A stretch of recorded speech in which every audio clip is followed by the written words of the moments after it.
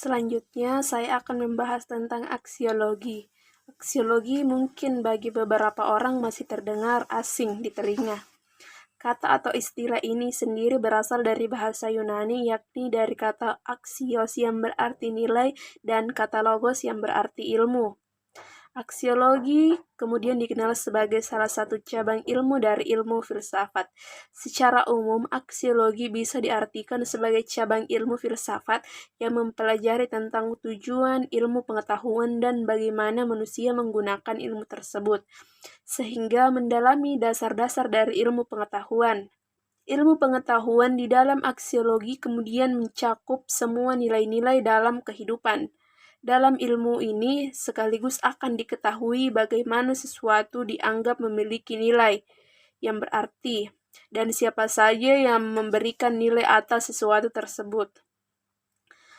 Aksiologi kemudian juga disebut dengan istilah hakikat nilai, di mana nilai-nilai dalam kehidupan ini beragam dan kemudian melibatkan perasaan dan pola pikir manusia, misalnya nilai keindahan, kesetiaan, kecurangan, keadilan, dan lain sebagainya.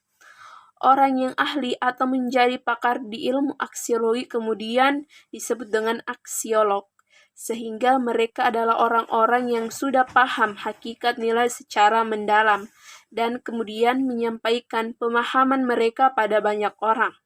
Misalnya dari seorang dosen ke puluhan mahasiswa di dalam kelas. Ilmu secara teori atau nilai-nilai kehidupan secara teori akan memberikan pemahaman mendasar, bisa mengetahui suatu nilai secara mendalam dan mencoba memahaminya dengan akal dan logika. Jika sudah menguasai aksiologi secara teori, maka kemudian akan memudahkan proses prakteknya. Suatu nilai akan lebih mudah dipraktekkan jika sudah dipahami teorinya seperti apa. Maka fungsi pertama dari aksiologi adalah sebagai unsur teoritis. Peranan aksiologi dalam kehidupan manusia yang utama yaitu memberikan arahan kepada manusia untuk melakukan suatu tindakan ke tindakan yang lebih baik, serta sebagai pembimbing manusia untuk berekspresi, melahirkan keindahan atau estetika. Aksiologi juga bicara mengenai etika dan moral yang mengarah pada sopan santun. Seseorang yang memiliki etika yang baik tentunya akan menghormati siapa saja yang berlaku sopan kepada siapa saja.